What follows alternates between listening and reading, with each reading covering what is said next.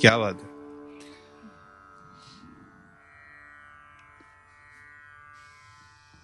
तर मंडळी नमस्कार.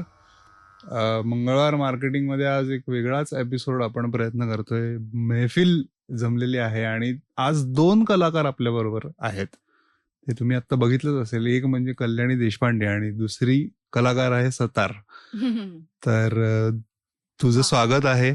आणि आता काय वाजवलंस त्याच्याविषयी थोडंसं सांग. आणि पुढचा प्रश्न मला असा विचारायचा आहे की एवढ्या कमी वेळामध्ये, 2 मिनिटाच्या पीसमध्ये मंत्रमुग्ध करून टाकलंस. ही ताकद शास्त्रीय संगीतात आहे. पण ते रेलेव्हंट कसं ठेवावं आत्ताच्या फास्ट पेस्ड वर्ल्डमध्ये, त्याविषयी सांग. आणि आधी हे जे काय आता सादर केलंस त्याविषयी सांग. येस, नक्कीच. त्याआधी थँक्यू सो मच. मला इथे बोलवलं. खूप छान वाटतंय मला इथे येऊन. आणि खूप उत्सुक होते मी गप्पा मारायला, कारण का जनरली असं होतं की वादन होत असतं, परफॉर्मन्सेस होत असतात, पण आम्हाला बोलायचा चान्स कमी असतो. बरोबर. आणि खरं तर हे माझ्यासाठी थोडं अवघड पण आहे बोलणं, वाजवणं. त्यातल्या त्यात थोडं सोपं काम वाटतं, पण आपले विषयच असे आहेत, संगीत आणि सतार. त्यामुळे एक कुठेतरी होम पिच आहे माझ्यासाठी. आत्ता जे मी वाजवलं, राग नटभैरव वाजवला मी, एक झलक दाखवली. तर ह्यामध्ये सुरुवातीला आलाप एक छोटासा केला असेल मी, आणि जो शेवटी थोडासा तुम्हाला एक क्लायमॅक्स सारखा एक फील येतो, त्याला जोड झाला म्हणतो आपण. तर तंतुवाद्यांमध्ये आलाप जोड झाला हा एक वादनातला एक प्रकार सादर केला जातो. त्यापैकी हा एक अगदी एक छोटीशी झलक होती. तू प्रश्न जो सुरुवातीलाच इतका अप्रतिम विचारलायस, आणि तसा बराच मोठा आहे बघायला गेलं तर.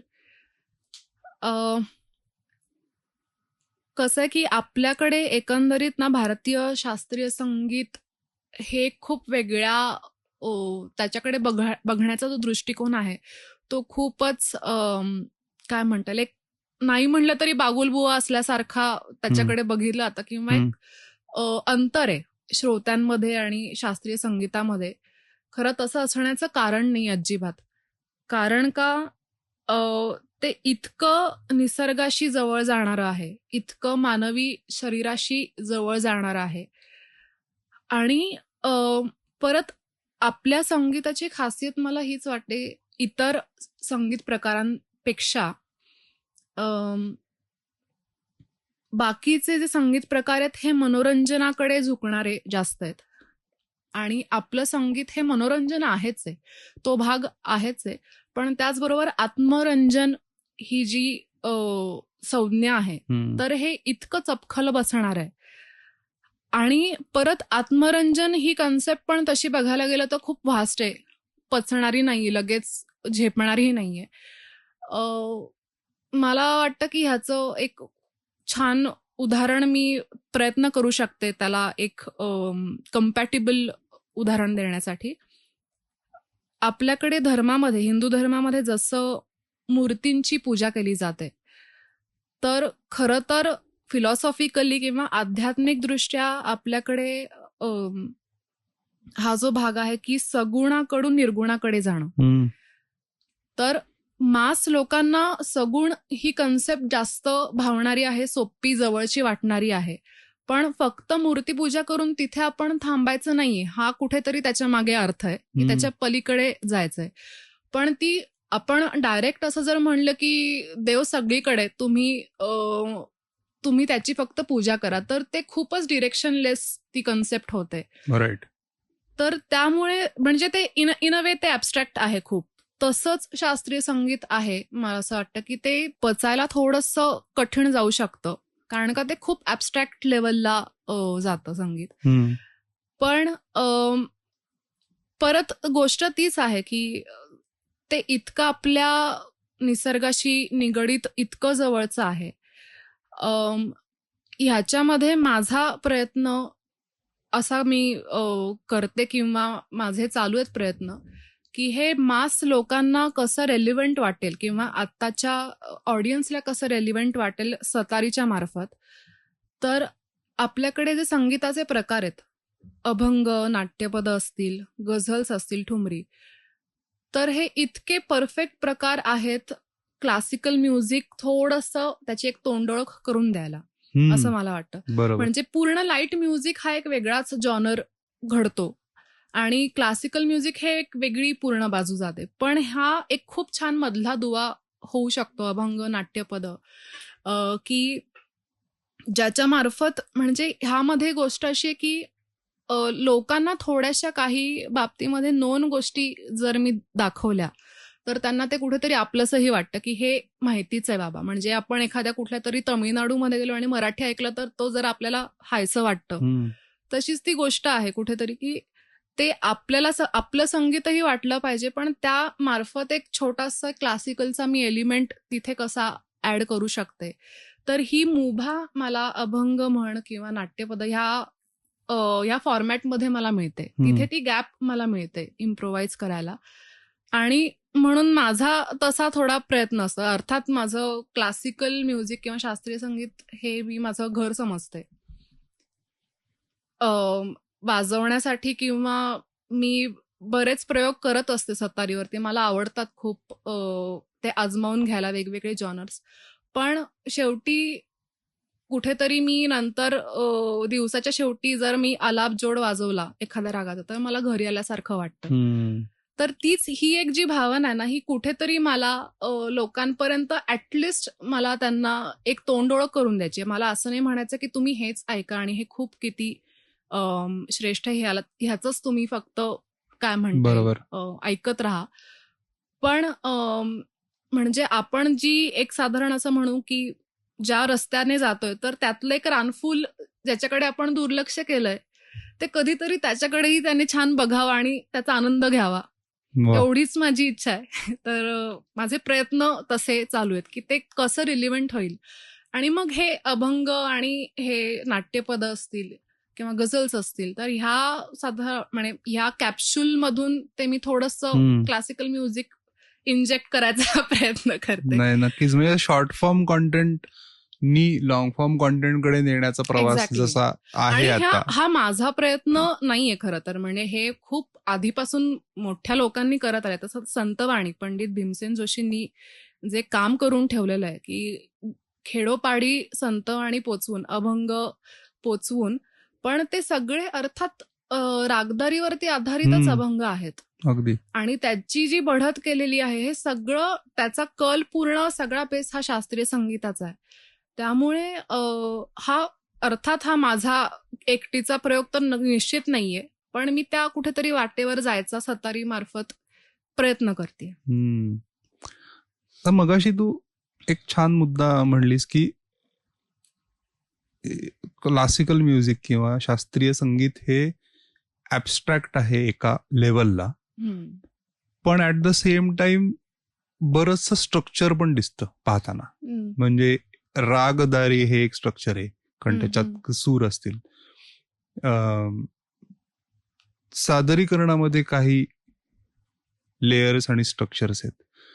तर मग ह्या दोन गोष्टी कशा एक्सप्लेन होतील, किंवा या दोन गोष्टी एक्सप्लेन तू जर का केल्यास तर प्रेक्षकांनाही कळेल की ऍबस्ट्रॅक्ट जेव्हा तू म्हणतेस त्याचा नेमका अर्थ काय आणि ऍक्च्युअल स्ट्रक्चर काय आहे जे तुम्ही प्रॅक्टिस करता.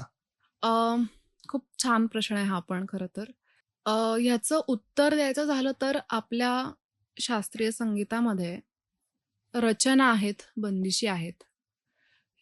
वाद्यसंगीताच्या बाबतीत गत म्हणतो आपण त्याला. तर एक बांधणी, एक चौकट बांधलेली आहे की या चौकटीत तू खेळायचेस. हा त्या पर्टिक्युलर रागामध्ये चा विषय झाला. आता गंमत अशी आहे की ऍबस्ट्रॅक्ट पेक्षा सुद्धा स्पॉन्टेनियस हा पण एक खूप कमालीचा कन्सेप्ट आहे आपल्या संगीतामध्ये. जसं की वेस्टर्न क्लासिकल म्युझिक असेल किंवा वेस्टर्न म्युझिक असेल, लाईट फॉर्म्स असतील, खूप सगळं बांधेसूद पद्धतीने त्याच पॉइंटला तोच नोट आणि तशीच रचना गायची एक पद्धत आहे. त्याची एक वेगळी ब्युटी आहे ऑफकोर्स.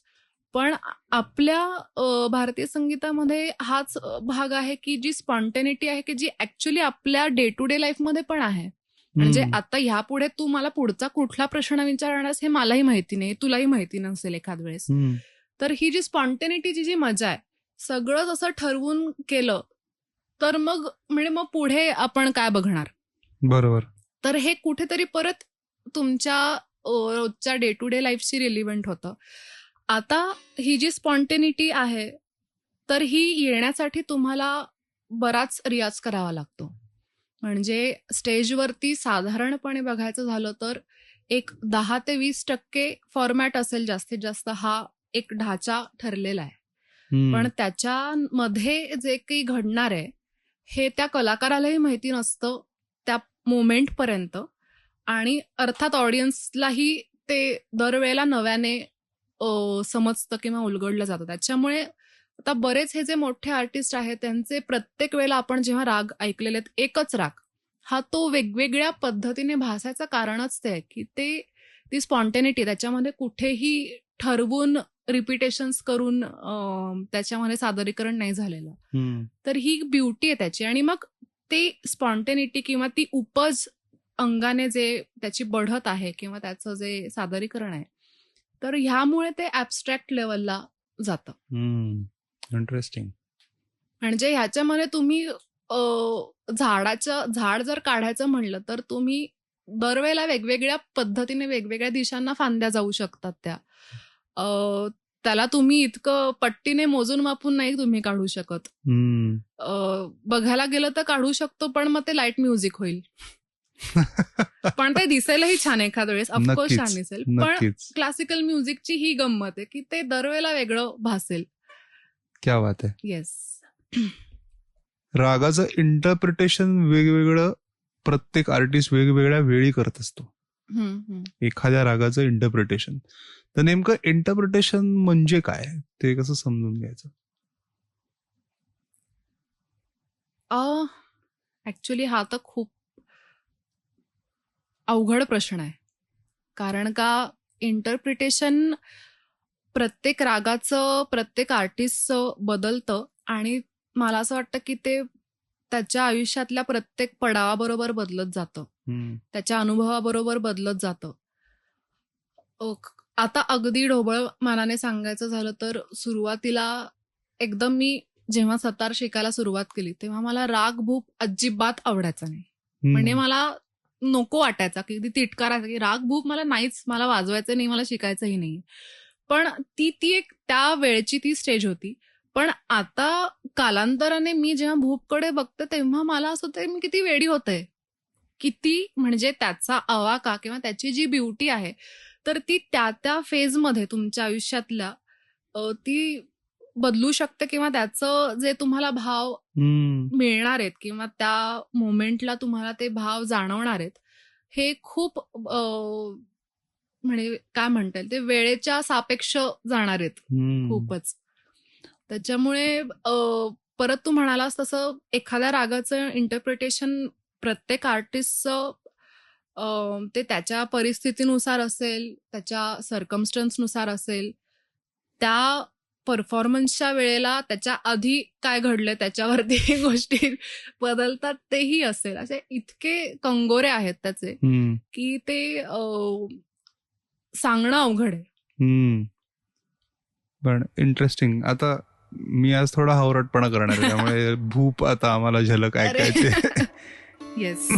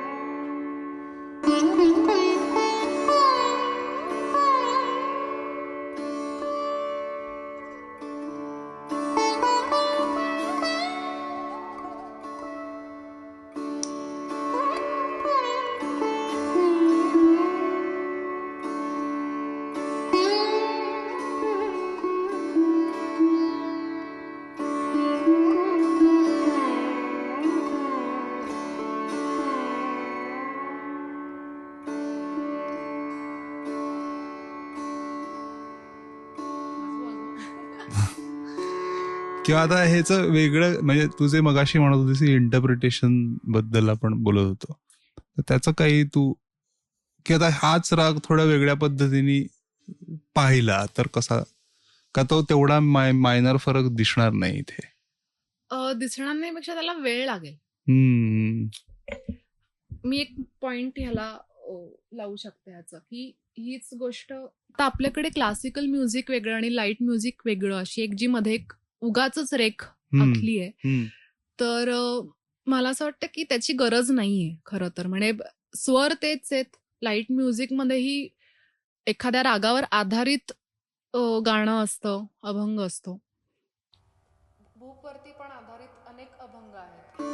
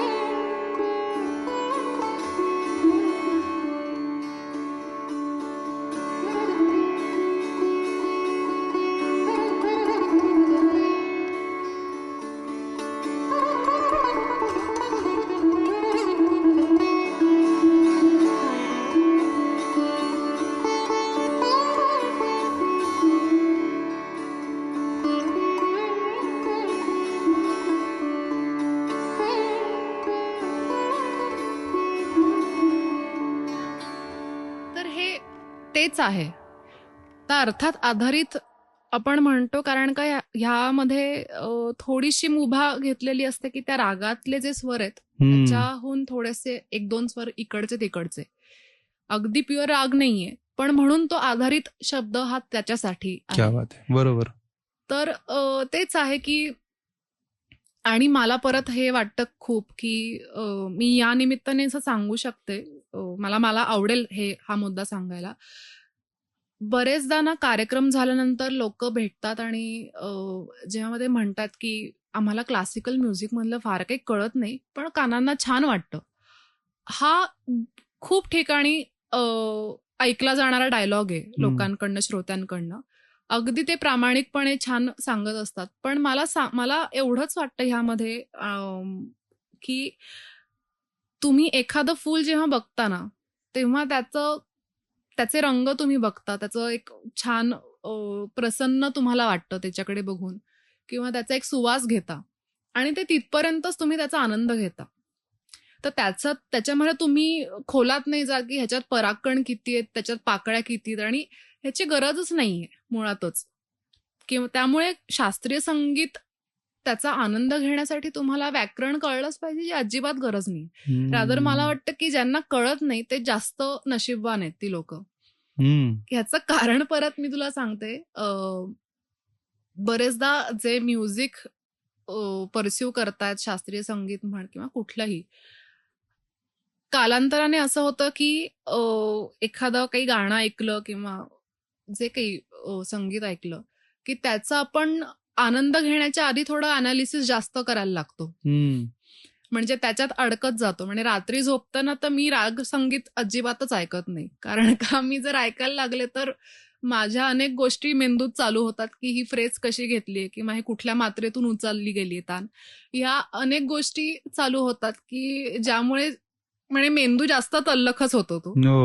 तर त्यामुळे मला म्हणायचं की बरेचदा अज्ञानात सुख जी गोष्ट आहे ना, तर ही आहेच आहे की ज्यांना क्लासिकल म्युझिक कळत नाही ते जास्त आनंद घेतात त्या गोष्टीचा. म्हणजे क्रिटिसिझम आणि अनालिसिस हा भाग कमी असतो त्यांच्यामध्ये, त्यामुळे ती जास्त नशीबवान आहेत आणि तसंच असायला हवं.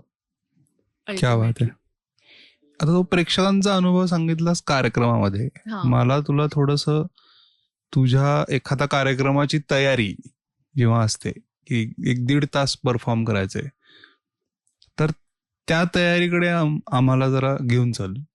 की ग्रीन रूम मध्ये पोचायच्या आधीपर्यंत काय असतं, ग्रीन रूम मध्ये काय घडतं आणि ऍक्च्युअल स्टेजवरती गेल्यावरती हे अगदीच कॉन्सर्टच्या मागची जी बाजू आहे ती आम्हाला ऐकायला आवडेल. तर ह्याच्यामध्ये असं आहे की मी स्वतः वेगवेगळ्या जॉनर्समध्ये परफॉर्म करते. क्लासिकल म्युझिकचा माइंडसेट वेगळा असतो, लाईट म्युझिकचा माइंडसेट वाजवताना वेगळा असतो, किंवा गझल्सचा कार्यक्रम असेल, फ्युजनचा कार्यक्रम असेल.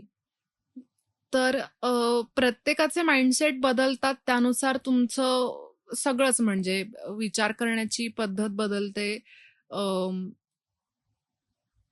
मला असं वाटतं की क्लासिकल म्युझिकमध्ये तर जास्त तुम्हाला ठहराव असावा लागतो. म्हणजे खरं तर बरेचदा असं होतं की ग्रीन रूममध्ये आता हे जे मोठे कलाकार आहेत किंवा बडे कलाकार, हे ग्रीन रूममध्ये अगदी कमीत कमी लोक ठेवतात. तू कधी ऑब्झर्व केलं असशील तर कार्यक्रमाच्या आधी शक्यतो भेटत नाहीत. ह्याचं कारणच कुठेतरी ते असतं की तो माहोल त्या म्हणजे एका कलाकाराला आधी स्वतःमध्ये आणावा लागतो.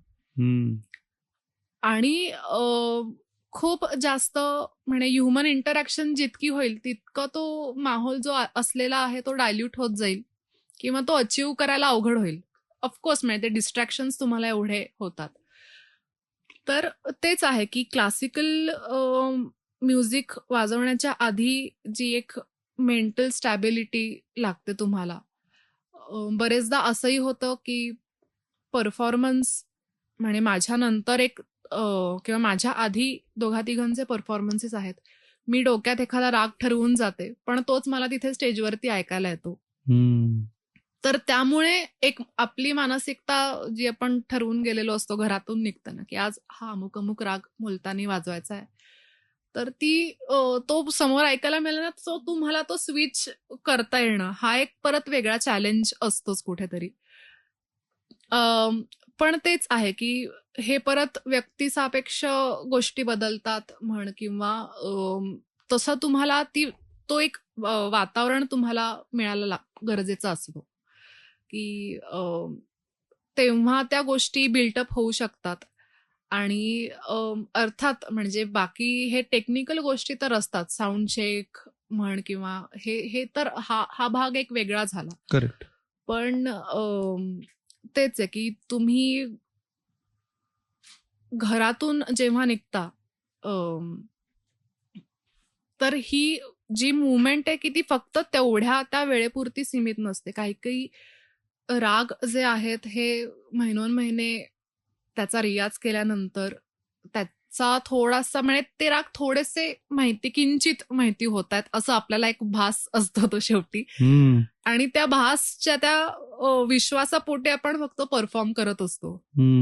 पण ती मजा आहे की त्याचं तरी सुद्धा तुम्ही ते राग किंवा तो मूड तुम्ही हेरत असता की तो शोधत असता, आणि ती प्रोसेस ती चालूच असते. म्हणजे ती त्याला कधी आता काहीतरी गवसलंय अशी वेळ ती येतच नाही. आणि मला असं वाटतं की ती येऊ पण नाही लगेच. ऍक्च्युली त्या प्रवासामध्येच मजा जास्त आहे. म्हणजे कुठेतरी शिखरावर पोचल्यानंतर मग आता काय उतरायचंच आहे असाच जो मूड असतो, तर त्यापेक्षा ती चढण्यामध्ये ती जास्त मजा आहे. असा कुठला राग अडकलेला डोक्यात किंवा असा कुठला होता तुझ्या बाबतीत? म्हणजे 1-2-3 महिने तू असं परसिव्ह करते तो राग किंवा एखादी गोष्ट? तसे बरेच आहेत पण आहे म्हणजे काही काही रागांचा ना मूड तुम्हाला पटकन सापडत नाही. हे आता थोडं डिकोड करून सांगा, कारण रागांचा मूड हा परत थोडी ऍबस्ट्रॅक्ट कॉन्सेप्ट आहे. बरोबर. सो तू कर, तो आम्हाला एक्सप्लेन कर. Take your. ऍक्च्युली ती कॉन्सेप्टच ऍबस्ट्रॅक्ट असल्यामुळे मला शब्द मिळाला पाहिजे. अरे नाही, मध्ये मध्ये वाजून दाखव आणि आम्ही ते सांगू नक्कीच. नक्की नक्की मी प्रयत्न करीन. आता ह्यामध्ये अगदी बघायला गेलं तर मारवा जो राग आहे अतिशय म्हणजे आवडता राग आहे माझा. पण तेवढाच तो राग जमवणं हे भल्या भल्यांना म्हणजे अवघड गोष्ट आहे ती. फक्त स्वर वाजवणं जर राग असेल तर मग ते कोणालाही जमेल खरं बघता. पण ते तिथपर्यंत नाही ना राहत आपलं संगीत, किंवा कारण का त्याच्या रागांमधलं फक्त स्वर नसतात तर त्याच्या श्रुती असतात. आणि त्या श्रुतींपेक्षा सुद्धा तो भाव तुम्हाला कळलाय का त्या रागाचा. आणि परत ही गोष्ट अशी असते की ती ऍबस्ट्रॅक्ट आहे. म्हणजे मला एखादा राग हा असा दिसतोय तर तुला तो राग तसा वाटेल. बरोबर. ते इतकं व्यक्तिसापेक्ष गोष्ट आहे की मी असं ठामपणे सांगूच शकत नाही की मला यमन खूप शृंगारिक राग आहे तर तुला तितकाच तो विरहाचाही वाटू शकतो राग. क्या बात आहे. बरोबर. तर त्यामुळे ह्या गोष्टी खूप काय म्हणता येईल सब्जेक्टिव्ह आहेत. ह्याचं एक उदाहरण मी देते अगदी. म्हणजे रागांमध्ये फरक कसा असतो किंवा कसे मूड बदलू शकतो आपण. एकच रागांचा म्हणजे काय म्हणता येईल स्केल जे आहे, note of scales, notes of scale जी कन्सेप्ट आहे की स्वर सगळे एकसारखे आहेत, आरोह अवरोह, पण मूड आणि त्याचं जे काही स्वरस्थान आहे आपण ज्याच्यावर थांबणार आहोत ते बदललं की त्याचा मूड बदलतो. मारवा, पुरिया आणि सोहनी हे 3 असे राग आहेत. तिळ म्हणायचं त्याला म्हणजे बोली भाषेत आपल्या की ते इतके सेम वाटतात आरोह अवरोह आणि त्याचं जे काही आहे, पण त्याचं चलन आणि त्याचं जे मांडणी आहे तर त्याच्यावरती ते अर्थात परत कलाकाराची ती प्रतिभा तिथे पणाला लागते की ते तितके डिफरन्शिएट होणं आणि नुसतं डिफरन्शिएट नाही तर त्या मूडमध्ये तुम्ही टिकून राहणं. कारण का ते इतके लागून आहेत. मी वाजवून दाखवते.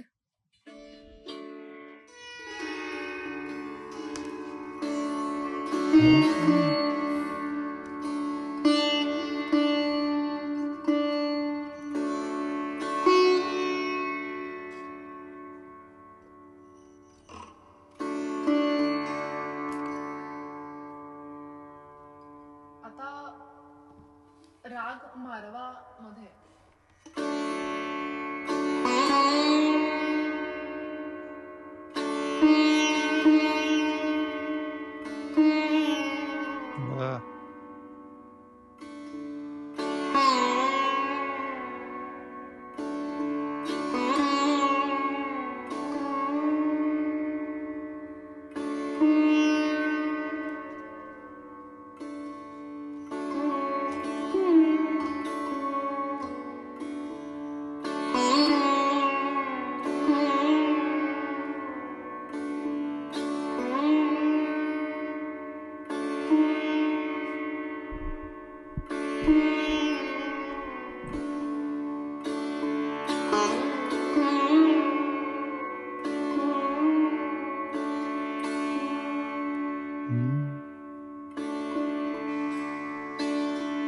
तर ह्या रागाची खासियत ही आहे की हुरहुर हा शब्द ह्याला अतिशय योग्य आहे.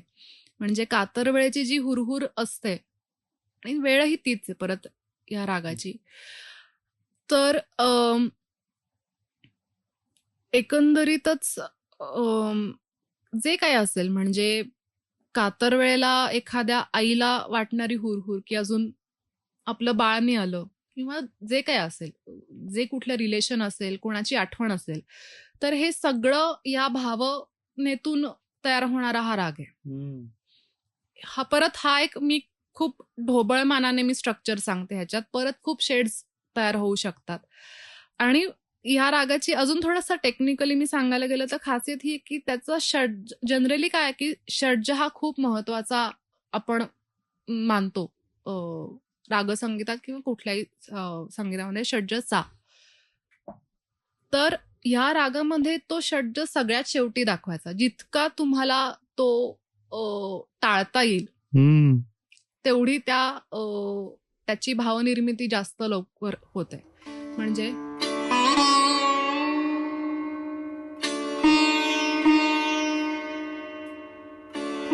हे अजून सेटलिंग नाहीये.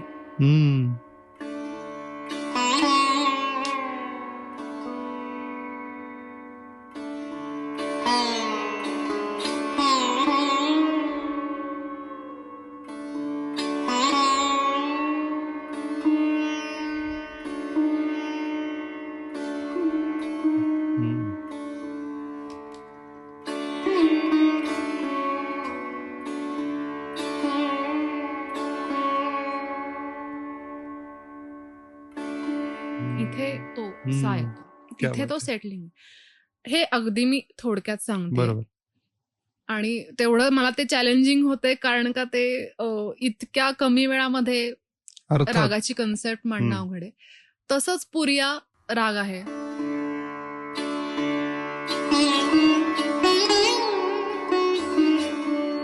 वा.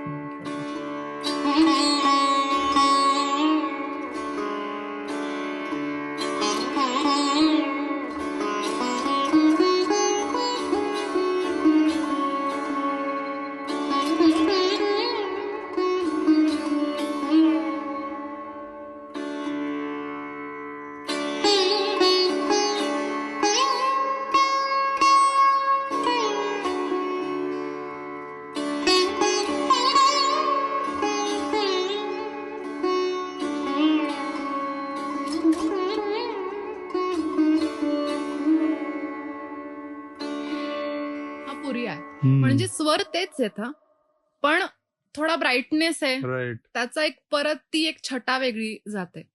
आणि आता सोहनी तिसरं.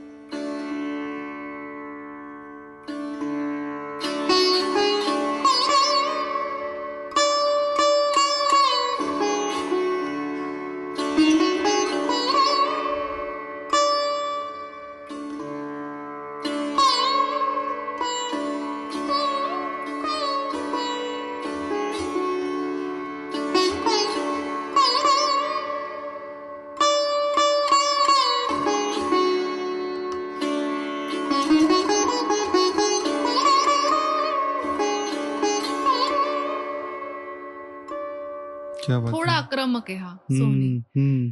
तर ह्या छटा आहेत. आणि परत तेच आहे की आपल्या संगीतामध्ये कसं आहे की आपल्याला जो आनंद होतो, उदाहरणार्थ, तर तो आपल्या प्रेयसीला भेटताना एक वेगळा आनंद असतो. आपल्याला छान मार्क मिळाले तर वेगळा आनंद असतो. म्हणजे त्याच्या छटा आहेत ना शेवटी. तसेच किंवा परत अजून एक उदाहरण द्यायचं झालं तर एखादं बागेमध्ये गेलो आणि गुलाबी रंगाची फुलं निवडायची, तर त्याच्याही अनेक छटा आपल्याला दिसतात. क्या बात आहे. तसंच रागांचं की आपण एक काय म्हणता येईल विरह मूडचा एक राग आपण निवडले तर त्याच्यामध्ये पण खूप छटा आहेत. आनंदी रागांच्या म्हणे प्रसन्न रागांमध्येही खूप छटा आहेत. हंसध्वनी आहे, भूप आहे.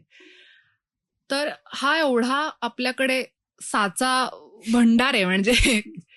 एक्झॅक्टली. क्या बात आहे. आता रागांच्या वेळा ह्याविषयी पण बऱ्याच लोकांना थोडी बहुत माहिती असते, पण त्या कशा ठरल्या गेल्या किंवा असं काही आहे का की मग मारवा मी सकाळी नाही ऐकू शकत, आपण ऐकूच्या ह्यानी पण विचारू, किंवा परफॉर्मन्सच्या ह्यानी मे बी आर्टिस्टचं वेगळं पाहणं असेल त्याच्याकडे. बरोबर. तर वेळ आणि राग किंवा ह्याच्या बरोबर किंवा वेळेनुसार थोडेसे राग सांगितलेस पटकन दोन चार तरी सुद्धा चालेल. आपल्याकडे काय आहे की हे जी वेळेची जी कन्सेप्ट आहे की वेळ किंवा प्रहर ज्याला आपण म्हणतो, प्रहर आणि त्यानुसार रागाची जी विभागणी झाली आहे, तर ह्यामागे अतिशय सायंटिफिकली प्रूव्हन गोष्टी आहेत. त्याचा अभ्यास करून त्या ठरवल्या गेलेल्या आहेत. भारतीय हिंदुस्थानी शास्त्रीय संगीतामध्ये तर आपण राग राग आणि त्याचं समयचक्र जे म्हणतो ते पाळतोच. कर्नाटकमध्येही समयचक्र होतं. हम्म. कर्नाटक राग संगीत त्यांचं आहे. पण त्यांनी कालांतराने तो नियम बाजूला ठेवला आणि ते आता असं आहे त्यांचं की ते कुठल्याही म्हणजे कुठल्याही वेळी कुठलाही राग वाजवू शकतात. हे त्यांनी पूर्ण सगळेजण तो एक रूल फॉलो करतात. आपल्याकडे अजूनही समयचक्र, प्रहर आणि त्यानुसार राग निवडणं परफॉर्मन्ससाठी हे पाळलं जातं. निसर्ग, त्यातली सूक्ष्म तत्व यांचा अभ्यास करून त्या सूक्ष्म तत्वांचा त्यावेळेला आपल्या शरीरावर होणारा परिणाम, निसर्गावरती होणारा परिणाम, वनस्पतींवर होणारा, प्राण्यांवर होणारा परिणाम, ह्या सगळ्याचा अभ्यास करून त्यांनी ह्या रागांची विभागणी केली. तर ती विभागणी कशी केली तर आपल्याकडे ना कंपन हे जे तत्व आहे, व्हायब्रेशन, आपलं पूर्ण जग हे व्हायब्रेशन्स वरती चालतं. तर हे व्हायब्रेशन्स आपण सगळे जाणतो की आपलं कफ, पित्त, वात हे ह्या 3 प्रकृत्या आहेत. आणि त्या समयचक्राच्या म्हणजे दिवसाच्या पूर्ण वेळेनुसार त्या बदलत असतात. सकाळी कफ असेल, नंतर वात, मग नंतर पित्त होतं आणि मग ते 3दा ह्या सगळ्या सायकल्स चालू राहतात. हा तर भाग आहेच आहे. पण ह्याच्या अजून सखोल भाग आपण बघायला गेलं तर आपल्याकडे 7 चक्र आहेत प्रत्येकामध्ये. मूलाधार पासून जे काय आज्ञाचक्र असेल किंवा ह्या सगळ्या चक्रांचं एक आपापली एक कंपन ऊर्जा आहे. आणि ती कंपन ऊर्जा जी आहे तर बरेचदा असं आता आपल्याकडे ते बरेच शब्द खूप जसे सहज हाताळले जातात, गुळगुळीत झालेले आहेत की ते एनर्जी ब्लॉकेजेस झालेले आहेत वगैरे वगैरे. तर ते म्हणजे तो भाग म्हणजे तुमचं मूलाधार चक्र हे कुठेतरी स्टॅग्नंट होतं. तर मूलाधार चक्राचं स्टॅग्नंट जे आहे तर त्याला लम हा काय म्हणताय, लमचा तुम्ही उच्चार करा. म्हणजे त्यापासून जी स्वरलहरी तयार होईल तर ती तुम्हाला कामी येईल ते ऊर्जा चक्र ओपन करण्यासाठी. आणि मग तिथून काय होतं की हे सगळे कफ, पित्त, वात प्रकृतीचे जे दोष तयार होतात हे त्यामुळे ते मुळे बेसिकली. तर आपल्या रागसंगीताचं ज्या स्वरांमार्फत किंवा त्या स्वरलहरींमार्फत त्याबरोबर त्या चक्रांना ते अनुसरून बनवलेले आहेत राग. आणि परत ते त्या वेळेला तुम्ही वाजवलं जाणं, ऐकणं किंवा म्हणणं हे काय म्हणता येईल, हे प्रकृतीच्या जवळ जाणार आहेत ह्या सगळ्या गोष्टी. म्हणजे असं नाहीये की तुम्ही ते मारवा जसं तू म्हणला सकाळी गायला किंवा वाजवला, ऐकला तर त्याचे दुष्परिणाम नक्कीच नाही होत. बरोबर. पण त्याचं जे परिणाम जो आहे ना त्याचा इफेक्टिव्हनेस हा त्या वेळेला नक्कीच होतो. आणि ती भावनिर्मिती निसर्गाशी असणारी, आता बरेचदा असं होतं की कार्यक्रम हे ऑडिटोरियम मध्ये असतात ज्याचा की बाहेरची काही थांगपत्ता लागत नाही, म्हणजे बाहेरच्या पूर्ण काय वातावरणाशी. तर मग कशाला मग वेळ पाळायची, हा पण एक मुद्दा येऊ शकतो. बरोबर. पण तुमच्या शरीरामध्ये निसर्ग चालू आहे ना तेव्हा, तर परत तेच आहे की कुठेतरी त्याला तुम्ही निगडीत तसं सादरीकरण केलं तर डेफिनेटली तो भाव जास्त लवकर पोचतो तुम्हाला त्यावेळेला. आता परत हा पण मुद्दा येतो की खरं तर जे काही आता सध्या चाललेलं आहे की फक्त संध्याकाळी सगळ्याच एकंदरीत आताच्या लाईफस्टाईलमध्ये 6 ते 10च्या नंतर बंद कार्यक्रम, हा जो एक मुद्दा आहे की त्याच्यानंतरचे राग हे होतच नाहीत, गायले वाजवलेच जात नाहीत, सकाळचे कधी काही कार्यक्रम होत नाहीत. तर हा एक वेगळा परत मुद्दा तयार होतो की ह्याचं म्हणजे मग काय सोल्युशन आहे ह्याला. किंवा भर दुपारी 2 ते 5 सुद्धा कार्यक्रम तसे होत नाहीच होत. तर तेच आहे की संध्याकाळचेच राग घेऊन किती घेणार आणि मग बाकीचे इतके सुंदर राग आहेत त्याचा कधी अनुभव घेणार. अंडररेटेड राग कुठला सगळ्यात तुला वाटतो असा? विचार नाही केला ह्याच्यावरती, तसे बरेच आहेत ऍक्च्युली.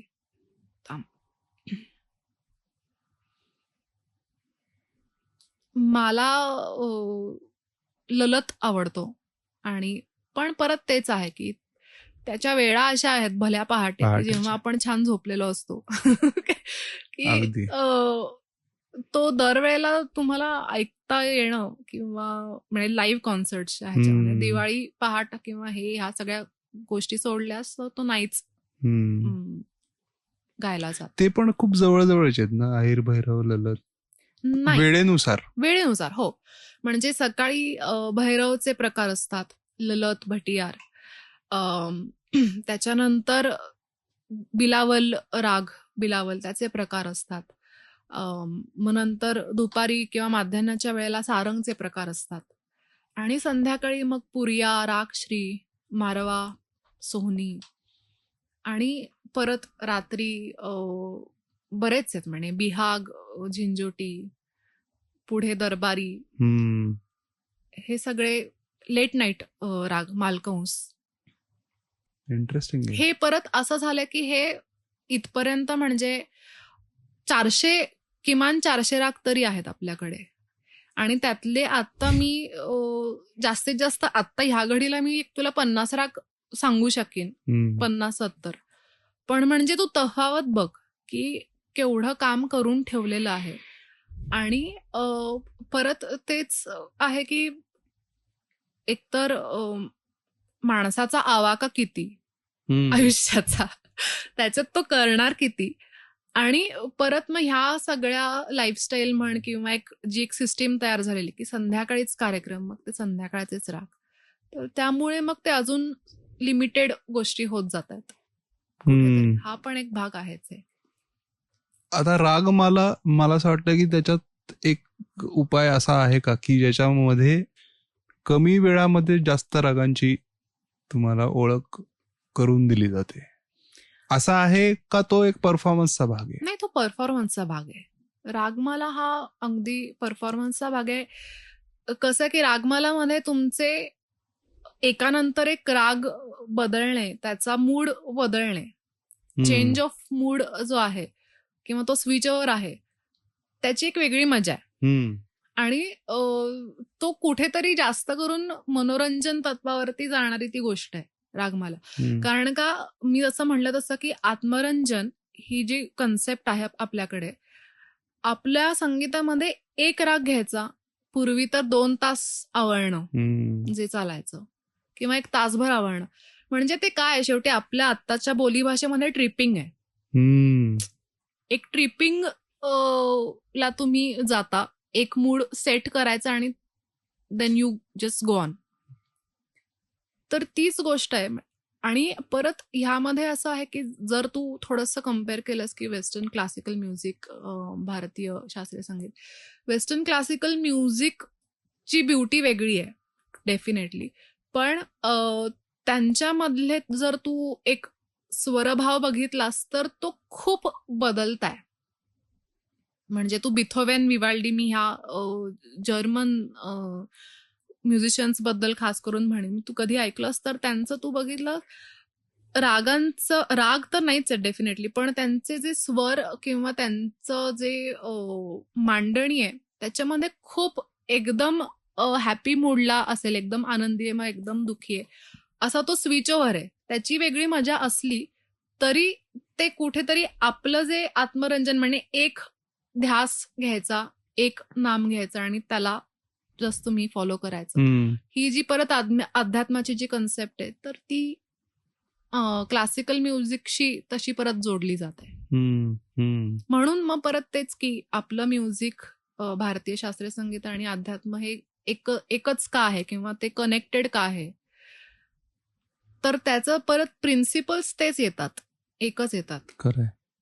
जेव्हा तू म्हणतेस की 2 तास एखादा राग सादर होतो, तर बरेचसे ज्या लोकांना शास्त्रीय संगीताबद्दल तेवढी प्रियता नाहीये, ते लोक म्हणतात की ते तुमचं स्लो म्युझिक जे आहे ना,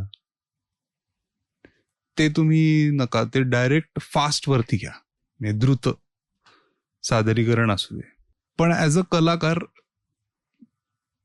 तो बिल्ड तेवढा महत्वाचा किती असतो, आणि त्याचे जर उदाहरणं तू दिलीस एखाद्या रागा सोबत, बरोबर. तर ते लोकांना समजायलाही छान राहील आणि प्रत्येक स्टेजची मजा ती पण एक्सप्लेन. आय नो की थोडं कठीण असेल हो, सांगणं कमी वेळात, पण आपण प्रयत्न करू शकतो. नक्कीच मी करीन प्रयत्न नक्की.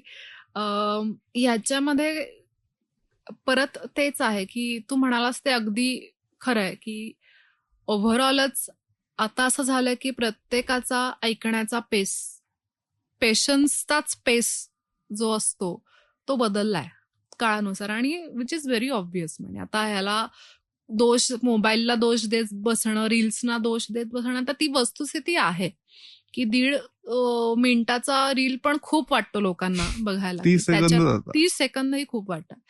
आणि मग म्हणजे मी ह्या निमित्ताने मी एक व्यथा मांडू इच्छिते की एक म्युझिशियन, क्लासिकल म्युझिशियन म्हणून समोरच्याला 1.5 ते 1 तास खिळवून ठेवणं, तर फोन न बघता त्याला समोर फक्त खिळवून ठेवणं हे इतकं चॅलेंजिंग गोष्ट आहे आजच्या घडीला. म्हणजे प्रत्येक जनरेशनचे चॅलेंजेस वेगळे होते. आजच्या घडीचे चॅलेंजेस हे आहेत की लोकांचा नसतोच तो पेशन्स नसतोच. त्यामुळे काय करता येईल, आणि परत ह्यामध्ये असं आलं की ओव्हरऑलच जे काही डिजिटलायझेशन झालंय, ग्लोबलायझेशन, साऊंड ही जी कन्सेप्ट झालेली आहे जास्त करून, म्हणजे स्किल सेट पेक्षा सुद्धा स्किल सेट आहेत, पण त्याच्यापेक्षा थोडंसं आता पुढचं जाऊन साऊंड तुम्हाला चांगला असणं किंवा तो किती अपिलिंग आहे एखाद्याचा ओव्हरऑल, ह्याकडे जास्त थोडा आता कल झालेला आहे लोकांचा. तर त्यामुळे आता आपण जी काही कुठली गाणी ऐकतो तर ती इतकी वेल बॅलन्स्ड असतात, इतकी त्याच्यावरती कमालीचं साऊंड प्रोडक्शन झालेलं असतं, नंतर ट्रीटमेंट झालेली असते, की आता तबला पेटी घेऊन एखाद्याचा कार्यक्रम ऐकणं हे इतकं रॉ साऊंड ऐकायची सवय लोकांना कमी झाली आहे. म्हणजे त्याची मजा आहेच आहे डेफिनेटली, पण ती गोष्ट हजम आता कितपत होते मला शंका वाटते. चांगला शब्द वापरला, हजम होत नाही.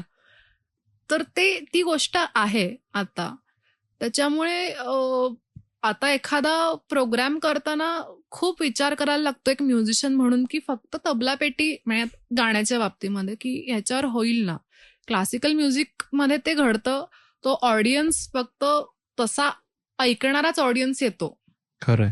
म्हणून त्या गोष्टी त्यांना गिव्ह अँड टेक ते तेव्हा छान होतं. पण हे कुठेतरी त्या ऑडियन्सच्या पलीकडे जाऊन थोडं मासला जर तुम्हाला पोचवायचं असेल तर ह्या सगळ्या गोष्टींचा विचार करायलाच लागतो की तुम्ही साऊंड काय क्रिएट करताय.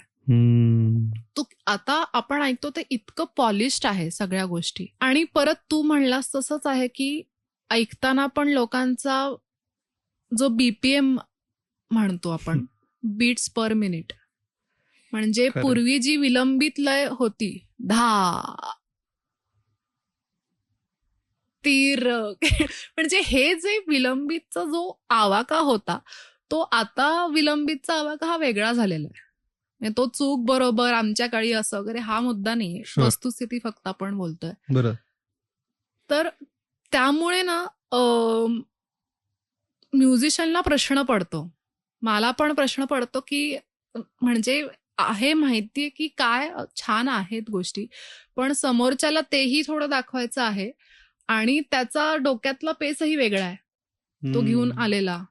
जनरली आता द्रुतगतीमध्येच गोष्ट जर घडली, शेवटी ती त्या लईला पोचली तरच त्याने काहीतरी ठीक वाजवलं किंवा गायलं असं समजलं जातं आता. म्हणजे तो भले कितीही मोठा आर्टिस्ट असू दे, नाहीतर मग काय मजा नाही, ही जी कन्सेप्ट झालेली आहे. तर हे चॅलेंज आहे आता आत्ताच्या म्युझिशियन्स समोर, मला असं वाटतं. म्हणजे करावंही लागतंय, पण परत ते आहे की कुठेतरी एक सौंदर्य स्थळ आपल्याला माहिती आहेत, ठाय लयीतली काय आहेत, मध्य लयीतली काय आहेत, पण ते त्याचं काय म्हणता येईल, ऐकायला पचवून घ्यायला पेशन्सच नाही लोकांमध्ये. तर ती एक द्विधा स्थिती सतत असते की एक्झॅक्टली काय डिलिव्हर करावं. म्हणजे द्रुतची मजा तर आहेच आहे, आहे पण नक्कीच. विलंबित मध्ये पण मजा कशी शोधायची हेच जर त्यांना माहिती नसेल बरोबर तर ते ती कधी शोधणार नाहीत, किंवा त्यांना त्याच पेसची सवय आहे. तर बरोबर आहे. त्यांना म्हणजे मी वेगळ्या अशा ह्यानी म्हणत नाहीये, पण एक ऑडियन्सच्या दृष्टीने म्हणतोय की जर ऑडियन्सला फास्ट पेस्ड संगीताची जर सवय असेल तर त्यांना हा एक पर्याय तर दाखवणं गरजेचं आहे, की बरोबर. त्यांच्यापुढे पर्याय उपलब्ध आहे हे त्यांना कळणं गरजेचं आहे. बरोबर आहे. पण मग ते कसं कळेल, तर विलंबित किंवा मध्यलयी मधलं सौंदर्य काय आहे हे त्यांना कुठेतरी दाखवणं गरजेचं आहे. बरोबर आहे. तर तो अप्रोच कसा घेतला पाहिजे एखाद्या जो आता समजा ऐकत असेल आणि त्याला नाही आवडत ह्या स्लो गोष्टी, बरोबर आहे. तर त्यांनी काय पाहायला पाहिजे किंवा कसं बघायला पाहिजे, कसं त्याच्याकडे अप्रोच व्हायला पाहिजे?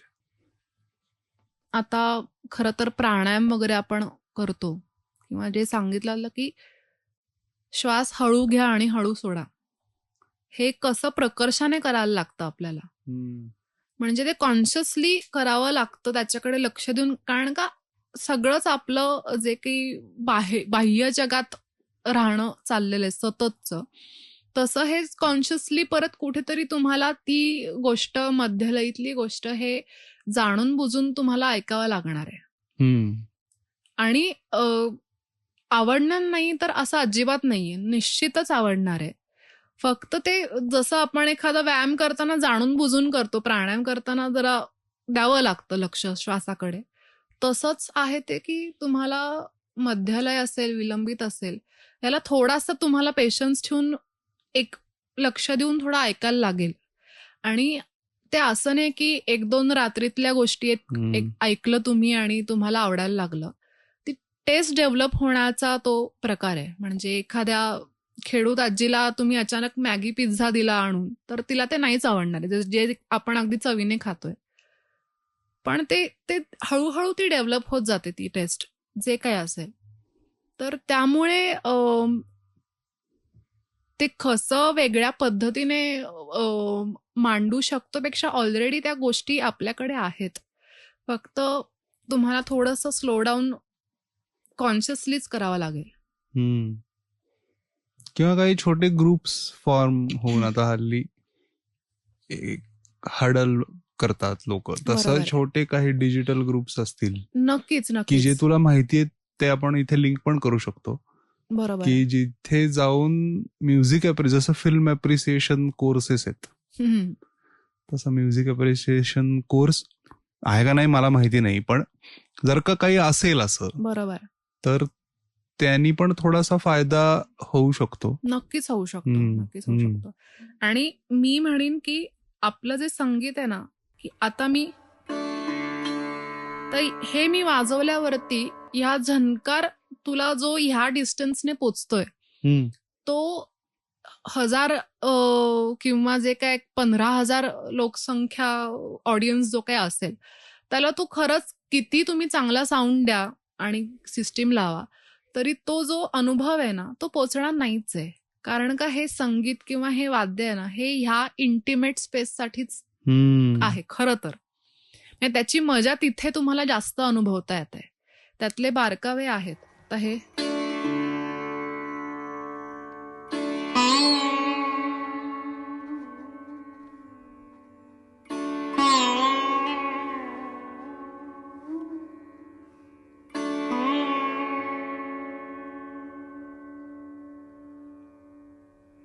तर हे सूक्ष्मता जी तुला लवकर कळतीये, पोचतीये, ती साऊंड मधनं येईल. पण त्याचा ओव्हरऑल जो अनुभव आहे, तो नादाचा, ती जी ऊर्जा आहे, तर ती कुठेतरी लोप होतेच, मध्ये विरते ती. तर त्यामुळे ह्या अशा इंटिमेट बैठक होणं, घरोघरी होणं, पूर्वी तेच खरं तर चालत असायचं. आणि आता असं होतं की, म्हणूनच होतं की हे क्लासिकल म्युझिक हे माससाठी नाहीये. ऍक्च्युली ते माससाठी आहे, पण त्याचं इंटरप्रिटेशन असं की ते असं पूर्ण स्टेडियम भरलंय आणि त्याच्यामध्ये मी एक रागदारी वाजवते, असं नाही होऊ शकत बघायला गेलं तर. कारण का त्याची ती इंट्रिकेट जे काही ब्युटीज आहेत ह्या जवळनं अनुभवायचीच गोष्ट आहे जास्त. म्हणजे तुम्ही एखादं मधुबनी पेंटिंग बघायला गेला तर तुम्ही लांबनं नाही बघत, त्याचं जवळनं जाऊन तुम्ही त्याची ती सूक्ष्मता बघता, ते खरं. छोटं फुल बघता, तसं आहे ते. आता ह्या सगळ्या म्हणजे ज्या इंट्रिकेट गोष्टी रागासंबंधी संगीतासंबंधी ज्या आहेत, या AI पुढे आपण जर ठेवल्या तर आपण थोडं AI म्युझिक क्रिएशन आणि लाईव्ह परफॉर्मन्सेस किंवा लाईव्ह म्युझिक क्रिएशन याविषयी थोडस बोलूया. की ऍज अन आर्टिस्ट तुला काय जाणवतंय ओव्हरऑल ज्या रेटनी टेक्नॉलॉजी पुढे जातीये, एस्पेशली आपण बोलतोय म्युझिक क्रिएशन मध्ये. बरोबर. तर त्यांनी आर्टिस्ट लोकांचं किती नुकसान होणार आहे, मदत होणार आहे हे सगळे व्ह्यूज झालेच, पण लाईव्ह परफॉर्मन्सचं पण पुढे काय हा प्रश्न आहे. नाही, प्रश्न आहे डेफिनेटली, पण तो काही काळापुरताच असणार आहे ह्याची मला खात्री आहे. आणि मी खूप अदरवाईज मी आशावादी आहे की लाईव्ह परफॉर्मन्स हे राहणारच आहेत. कारण का किती म्हणजे माणूस बघून बघून किती स्क्रीन आणि किती डिजिटल गोष्टींकडे राहणार आहे. म्हणजे एका पॉइंट नंतर तो फेडअप होणार आहे. आता ChatGPT आहे, त्याच्यावर तुम्ही गप्पा मारू शकताय, तुमच्या मनातल्या गोष्टी बोलता, त्याच्यावरती तुम्हाला त्याचे काही उपदेश मिळतात, हे सगळं चालू आहे. पण एक ह्युमन एलिमेंट जो लाईव्ह एलिमेंट समोर असतो त्याची मजा ती आहेच आहे ना. त्याची स्पॉन्टॅनिटी तुम्हाला अनुभवायला मिळते. किंवा एक इम्पल्सिव्ह प्रकार जो असतो ह्युमन इंटरॅक्शनमध्ये, तर मला वाटतं की हे सगळे एलिमेंट्स तुम्ही किती डाटा त्याला प्रोव्हाइड करा, रफींच्या आवाजामध्ये गाणी किंवा ही जी मध्ये हे जे काही सगळं चालू झालेलं आहे, तर हे काही काळापुरतं नक्कीच असणार आहे. त्याची मजा आहे, जे काय असेल ती तेवढीच आहे. पण शेवटी लाईव्ह म्युझिक आणि तो जो अनुभव आहे तो तुम्हाला घरातून बाहेर पडल्यावरतीच त्या ठिकाणीच मिळणार आहे. तुम्ही किती त्याला साऊंड 5.0 सिस्टीम घरी लावा किंवा ह्या सगळ्या गोष्टी सेट करा. बरोबर. पण म्युझिक क्रिएशन जेव्हा आपण म्हणतो ना, आता हा तू जे एक्झाम्पल दिलंस ते कोणाचा तरी आवाज क्लोन करणं, कुठलं तरी गाणं त्या व्यक्तीच्या आवाजात सादर होतं त्या AI मार्फत, हे सगळं ठीक आहे, ही मजा आहे, मनोरंजन आहे, जसं तू म्हणलीस तसं. पण जर का मला आता जसं तू 3 रागांमधला पटपट फरक दाखवलास, तर ती केपेबिलिटी कदाचित मे बी 2-5 वर्षात येईलही AI मध्ये. पण असं संगीत मुळात तयारच करत नाहीये AI. बरोबर आहे. म्हणजे एखादा का करतंय रे सूरज, असं करू शकतो आपण एवढ्या इंट्रिगेट गोष्टी करून. हा, कारण की नक्कीच क्लासिकल मध्ये अवघड आहेच आहे. अवघड म्हणजे ते शक्य नाहीये अगदी. कारण मी तोच विचार करत होतो की म्हणजे मी आज एखाद्या AI एजंट आहे, बेसिकली सुनो AI किंवा कुठले अजून बरेच आहेत, त्याला जर मी म्हणलं की राग मालकंस 35 मिनिटाची मला कॉन्सर्ट बनव, मी हे केलेलं नाही, आपण करून पाहू नंतर, पण ते तसं करेल का की त्या ताकदीचं? नाही ना, ते होऊ नाही शकत. कारण का एकतर कसं आहे ना की रागसंगीत आपल्याकडे पण जी कन्सेप्ट आहे हे मुखोद्गत कला आहे.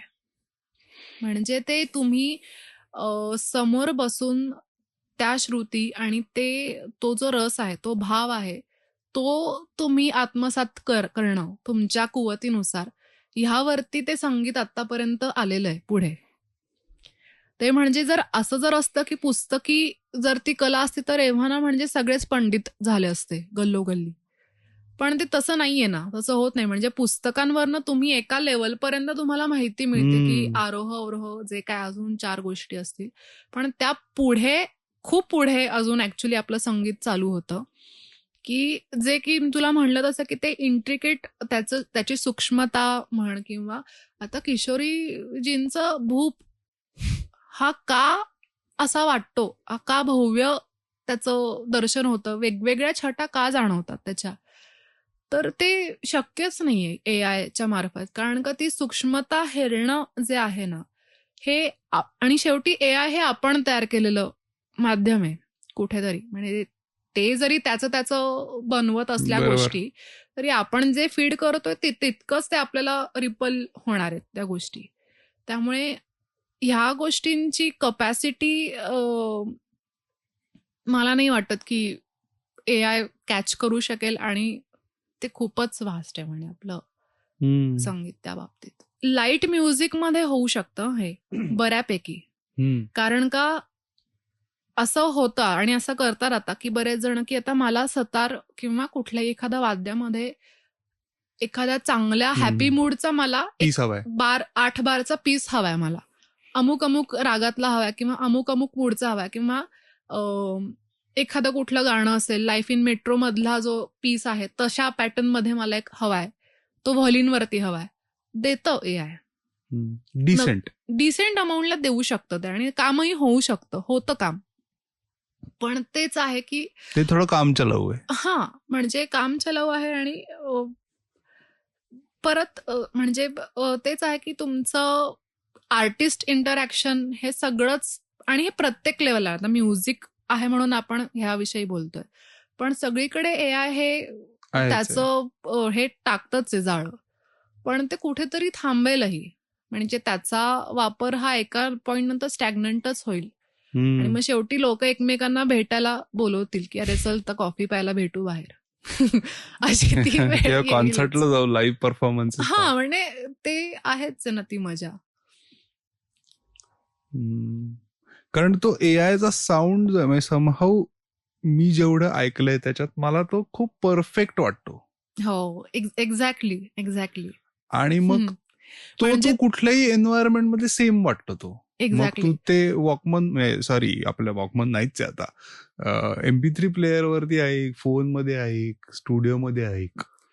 तर रिक रुबिन जो आहे म्युझिक प्रोड्युसर, मोठा भारी आर्टिस्ट आहे, फॅसिनेटिंग आहे त्याचं. तो हेच बोलत होता की अजून ए आयनी कुठल्याच बाबतीमध्ये, म्हणजे आर्ट असेल, एनी टाईप ऑफ आर्ट, ह्याच्यामध्ये जॉ ड्रॉपिंग आर्टवर्क अजून केलेलं नाहीये. की जे मास्टरपीस ह्युमन आर्टिस्टनी केलेलं आहे तो साऊंड येत नाही. किंवा त्याचे काही रेकॉर्ड लेबल्स जे पूर्वी हिट झाले, त्याने मिक्सिंग पण खूप केलं, तर त्याच्यात त्याचं असं म्हणणं होतं की मला जो क्लब मधला साऊंड हवाय ना, एस्पेशली रॉक म्युझिक मध्ये, तो मला स्टुडिओ साऊंड नकोय माझ्या लेबल्सना. मला क्लब मधलं इम्परफेक्शन हवंय. तर त्यामुळे जेव्हा तो रेकॉर्ड पण करायचा स्टुडिओमध्ये, त्यावेळी तो त्या लूज गोष्टी ठेवत होता, किंवा ठेवत आलाय रादर. त्यामुळे मग ते त्याचं इम्पॅक्ट जो आहे तो आय थिंक भारी पडतो. नक्कीच. म्हणजे ह्युमन एरर असण्याची जी एक मजा आहे, तर ती आहेच आहे ना. म्हणजे आता सरळ आम्ही रियाज करताना जो ताल मशीन किंवा मोबाईलवरती बरेच तबल्याचे ऍप आहेत, ते कामचलाऊ आहे. शेवटी तुम्ही लाईव्ह तबला आणि त्याच्यातनं जो त्या ठेक्यातनं येणारा ह्युमन एरर, ह्यामुळे ती त्या मैफिलीला जी रंगत येणार आहे, तर त्याला तोडच नाहीये. किंवा इंटरॅक्शन दोन वादकांमधलं तेही आहे, ते तुला ऍप मधनं येणार नाही. ते तर म्हणे बरोबर आहे. तर त्यामुळे हा ह्युमन एरर हा फॅक्टर पण महत्वाचा आहे. तो पाहिजे तरच मजा आहे. छान आहे. सगळं असं खूप परफेक्ट कसं सवय नसते आपल्याला, इम्परफेक्शन पाहिजे थोडं. आता रियाजाचा विषय निघाला तर साधारण तुझं रुटीन रियाजाचं पण काय किती इम्पॉर्टंट आहे? रियाज तर आहेच आहे महत्वाचा. म्हणजे महत्वाचा एकतर कसं आहे ना की रियाज एक ढोबळमानाने सांगायचं झालं तर 2 पद्धतीने असतो. एक टेक्निकल झाला की जो फिजिकली घडतो, आणि एक आहे तो तुमचा विचारांचा रियाज. हा एक वेगळा भाग आहे की तुम्ही म्युझिकली काय विचार करताय. म्हणजे नुसता हात चालतोय ह्याला काही अर्थ नाहीये, किंवा नुसताच गळा चालतोय, पण त्याला एक काहीतरी अस्थेटिकल विचार, म्युझिकल विचारांचा पूर्ण चिंतन म्हणतात जे पूर्वी म्हणायचे, तर हे सगळं तितकंच महत्वाचं आहे. आता टेक्निकल रियाजामध्ये तो इम्पॉर्टन्स तर आहेच आहे, कारण का शेवटी हा रियाज म्हणजे तुम्ही एक मसल मेमरी तयार करताय. हम्म. म्हणजे जसं एखाद्याला अगदी काय म्हणू आपण, की तो चाललाच नाही, कुठेतरी पडला आणि एक वर्षभर तो चालला नाही आणि अचानक त्याला सांगितलं की तो आता चालायला लाग, तर त्याला ती मसल मेमरी किंवा मसल स्ट्रेंथ तयार करायला वेळ लागतो. तसंच आहे ते रियाजाचं. म्हणजे मग ते वाद्यसंगीत असू दे तर कंठ गाण्याचं असू दे, की तुमचे स्वरयंत्राचं पण जे त्याला लागणारे जे मसल्स आहेत ते तुम्हाला तसे ट्रेन करायला लागतात. म्हणून त्याचं महत्व आहे, की कसं आहे, की तुमच्या मनात जो विचार येतोय तो आणि तुमच्या हातात जे घडणार आहे ह्याच्यामधलं अंतर कमी करण्यासाठी रियाज लागतो. म्हणजे तुमच्या डोक्यातला जे एखादी फ्रेज असेल ते ती उतरतीये का त्या पॉइंटला, त्या पॉइंटला. हा त्या पॉइंटला. आणि जे उतरत नसेल तर ते फ्रस्ट्रेशन असतंच. म्हणे मग ते त्याच्यासाठी मग रियाज आहे, की तो तुम्हाला त्यातलं अंतर कमी झालं पाहिजे. Nice. Yes. Mental fitness for artist किती महत्वाचं आहे. आणि वा. काय काय काय काय ब्रॉडर लेवलला पण सांगू शकतेस की मोस्टली सोलो परफॉर्मिंग आर्ट जेव्हा असतं त्याचे काय चॅलेंजेस आहेत आणि मानसिक दृष्ट्या किती वळणं घ्यायला लागतात. नाही, खूप अभिनंदन करते मी तुला हा प्रश्न विचारल्याबद्दल, कारण का मेंटल हेल्थ सगळ्यांसाठी आहेच आहे हा आस्पेक्ट, पण आर्टिस्टसाठी हा एक कम्प्लिटली वेगळा गेम आहे टोटली. कारण का बरेच कंगोर आहेत. आता ह्याच्यामध्ये मी कुठून सुरुवात करू असं होतंय मला. आणि हे अर्थात मी खूप जेनेरिक लेवलवरती सांगतेय, सगळ्या एक प्रातिनिधिक तत्वावरती आर्टिस्टचा. एकतर स्वतःकडून असणाऱ्या अपेक्षा, की आपण एक काहीतरी आपला गोल सेट केलेला असतो किंवा फॉलो करत असतो मोठ्या मोठ्या लिजंड्सना. अर्थात तसं व्हायचं असं नाहीये, पण त्यांनीच ऑलरेडी एवढ्या गोष्टी करून ठेवलेल्या आहेत.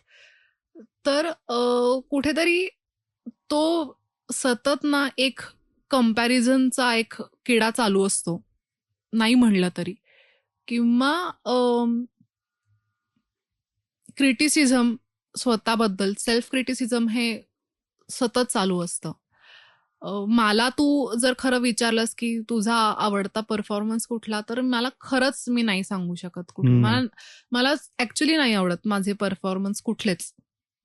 आणि मला आता असं होतं की हा प्रॉब्लेम आहे माझा कुठेतरी, की इतकं असू नये, पण ते होतं इव्हेंच्युअली. कारण का तुम्ही सतत असमाधानी असणं तुमच्या आर्टबद्दल, तर हा एक कुठेतरी आहे म्हणे हा प्रॉब्लेम. आणि हा सगळ्याच आर्टिस्ट बद्दल, मोस्टली आर्टिस्ट बद्दल हा चालूच असतो झगडा. आता इथे तो मला एक सहज विचारावं असं वाटलं, कारण तू समोर आहेच, की आवडता परफॉर्मन्स हा प्रश्न जर मी विचारला तर तू म्हणशील की नाही आवडला मला कुठलाच, किंवा because of what ever you sed. त्याच्याऐवजी मला सगळ्यात मजा आलेला परफॉर्मन्स हा सांगता येईल का? म्हणजे प्रश्न बदलला, पण त्याचं आता उत्तर येऊ शकतं का? येऊ शकतं. आणि ते हो आहे. पण परत तेच आहे की मजा आली, पण मग परत त्याच्यामध्ये एक कसं असतं ना, की तुमचं अपब्रिंगिंग असं असतं की त्रुटी काढायचीच आहे. आपण आपलं काहीतरी खुसपट काढायचंच आहे. हे जे एक अपब्रिंगिंग असतं किंवा एक ती सवय झालेली असते, तर त्यामुळे ना इन अ वे अर्थात ती चांगली गोष्ट आहे की तुम्ही सतत असमाधानी असणं, तुम्ही जे काय आहात पुढच्या दृष्टीने तुम्ही सर्व. पण हा झगडा आर्टिस्टच्या मनामध्ये चालूच असतो मोस्टली, की ह्याच्याहून बेटर करू शकतो हे माहिती असणं. आणि परत हा एक इंटरनल फॅक्टर झाला. अनसर्टन्टी आणि ह्या सगळ्या गोष्टी तर आपल्याला माहितीच आहेत. बरेचदा म्हणजे असंही असतं की मूड आपला खूप वेगळा असतो, पण परफॉर्मही करायचं असतं. तो एक वेगळाच पूर्ण टास्क असतो की लोकांसमोर प्रेझेंट होणं, तुम्ही वेगळ्या मूडमधून परफॉर्म करणं आणि मग तो रागही पण असा एकदम खूप काहीतरी छान प्रसन्न चित्ताचा वगैरे असा असेल. म्हणजे हे खूप कॉन्ट्रोवर्शियल गोष्टी चालू असतात सेम टाइम. आणि हे अर्थात माझंच असं काय एक जनरल मी सांगतेय. तर ह्या गोष्टी तर चालू असतात आणि कुठेतरी ना पण हे पण आहे की म्हणजे एकदा तुम्ही त्या झोनमध्ये शिरलात ना किंवा त्या रागामध्ये शिरलात की मग तुम्हाला विसरायलाही होतं. म्हणजे तुम्ही काय आधी माइंडसेट घेऊन आला होतात किंवा काय तुमचं ओझं होतं ते पूर्ण त्या पॉइंट पर्यंत विसरायला होतं. ते सगळं माहोल असेपर्यंत. हे तर अगदी निश्चित आहे आणि ती ताकद आहे, त्या संगीताची ताकद आहे. या व्यतिरिक्त तर आहेच आहेत. म्हणजे सोसायटी कडूनचे किंवा आपल्या एकंदरीत समाजाचं जे काही विचारसरणी असते की जोपर्यंत तुम्ही कसं की काहीतरी, आणि हे सगळ्याच फील्डमध्ये ऍप्लिकेबल आहे की तुम्ही अचीव करेपर्यंत सगळा झगडा असतो आणि काहीतरी मिळाल्यानंतर मग तो उगाच उदो उदो चाललेला असतो. तर ह्या सगळ्या गोष्टी असतात, ते त्याला टॅकल करत राहावं लागतं आर्टिस्टला. अनेक सतारवादक आहेत फॉर एक्झाम्पल, पुण्यातच नाही, पुणे मुंबई कुठेही जर तुम्ही बघितलं तर प्रत्येकाला त्याच्या वाटेचं काम मिळत असतं. काम जेव्हा मी म्हणतो ते स्टुडिओ मधलं रेकॉर्डिंग असेल किंवा कॉन्सर्ट्स असतील. तर हे मिळण्यासाठी लोकांपर्यंत पोहोचणं खूप गरजेचं आहे सध्या.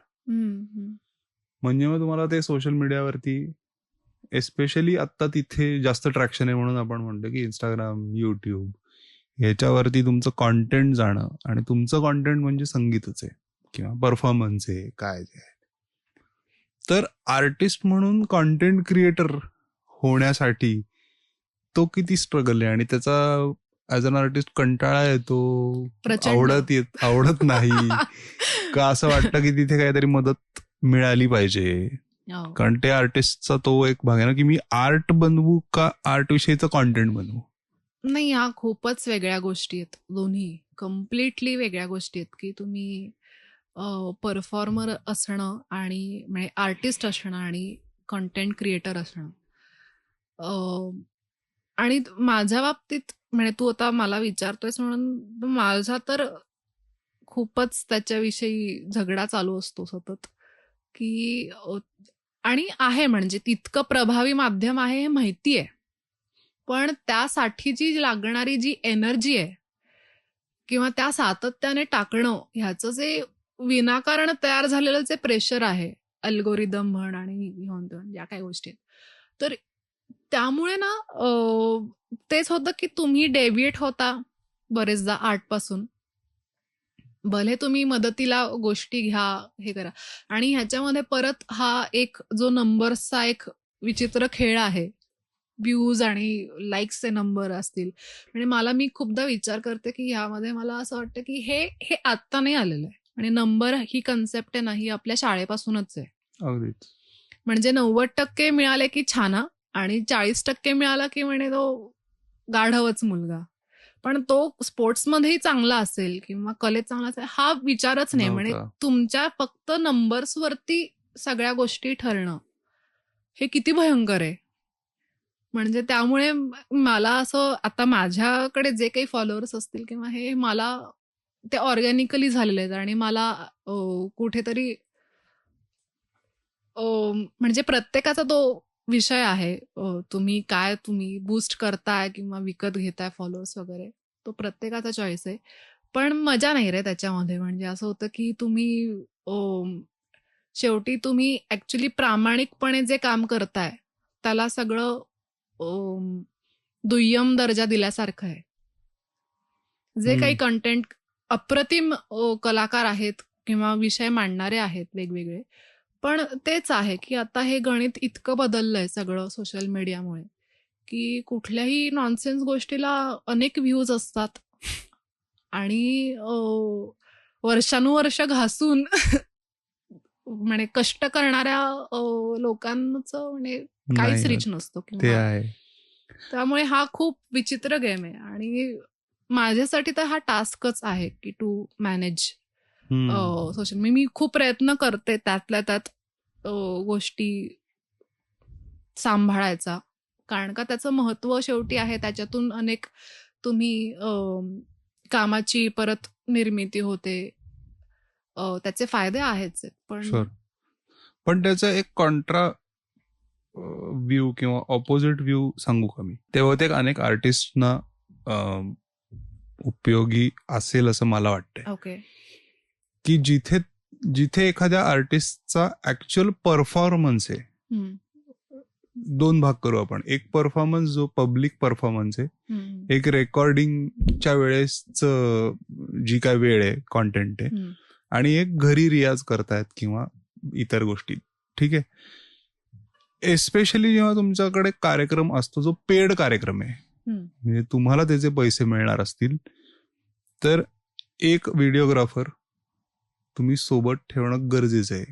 कारण मी नंतर सांगतो. म्हणजे ते फुटेज तुमच्याकडे राहतं. एकदा तुमच्याकडे 1 तासाभराचं फुटेज आलं ना, ते ब्रेक करून वापरणं खूप सोपं आहे. आता ब्रेक करायला तुम्ही आर्टिस्ट आहात, तुम्हाला एडिटर बनायची गरज नाही. पण तुम्ही एखादा माणूस जो व्हिडिओ करतोय त्यालाच जर एडिटिंगची रिक्वेस्ट केली किंवा कोणीतरी सापडवला, इंटर्न्स वगैरे खूप लोक आहेत ज्यांना करायचंय काम. आता ह्याच्यात मी बेसलाईनला हे पण सांगेन की पैसे आहेत त्याच्यामध्ये द्यायला लागतात, हे मान्य आहे. पण जिथे शक्य होईल तिथे ते इन करणं आर्टिस्टनी खूप गरजेचं आहे. डेफिनेटली. आणि मग त्यामुळे काय होतं ना, तो जो प्रश्न येतो ना की आज काय टाकू इंस्टाग्राम वरती, तर त्यासाठी कॉन्टेंट बँक तयार होते. बरोबर. आणि फॉर्च्युनेटली आत्ता तुमची जाहिरात करणं हे सगळ्यात स्वस्त आहे आणि सगळ्यात सोपं आहे. खरंय. नक्कीच नक्कीच. सो तो प्रश्न व्हॅलिड आहेच आहे की आर्टिस्टनी, मी तेच म्हणतोय, आर्टिस्टनी आर्टच करावं. कॉन्टेंटसाठी टीम ठेवा.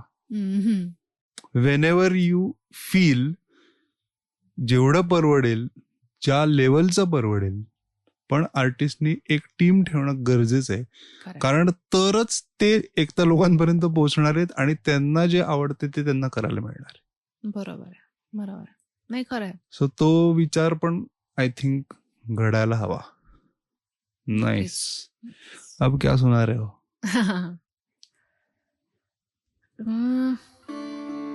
एक नाट्यपद ऐकवतंय. मगाशी नटभैरव रागामध्ये आपण होतो, त्यावरती एक आधारित.